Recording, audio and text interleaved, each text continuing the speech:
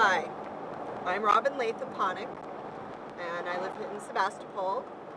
And you were asking me what I thought about this Occupy Sebastopol movement, which is just in its infancy, and as far as I know, is supposed to have something tomorrow at 1:30 in downtown in the square where the farm market is, which of course it would be a very controversial place to have an occupation where our farm market is. And I've already heard some people in our town sort of say, oh gosh, that's not a very good location.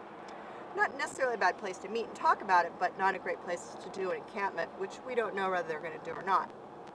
But I was expressing some of my thoughts about the whole encampment idea, occupation encampment in general, and I feel like I want to be in solidarity of this new generation of activists and the Occupy activists here in my community and across the country, because as a person who's been a peace and justice activist, many fronts for almost 30 years, I'm really glad to see all the work that we've been doing come to fruition, because this isn't just born overnight. This has been from decades of struggle, mine and people who came before me, and I'm really 100% behind the Occupy movement, and I'm really loving what it's doing nationwide. The fact that people are taking their money out of banks, putting their money in credit unions, and thinking about more local support.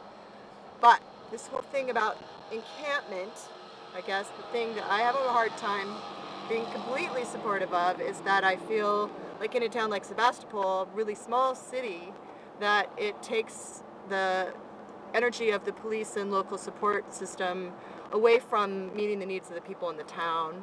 And this is a town that's already really supportive and really progressive, and I don't think we need to do, I think we do occupy Sebastopol every day in our homes, in our lives, and that we don't necessarily have to camp. And I feel like it's a tactic, it's not the goal, is not to camp or occupy. The goal is to change the system, to get democracy back, to create economic justice, and to call attention to the things that are wrong and what we need to do to make them right.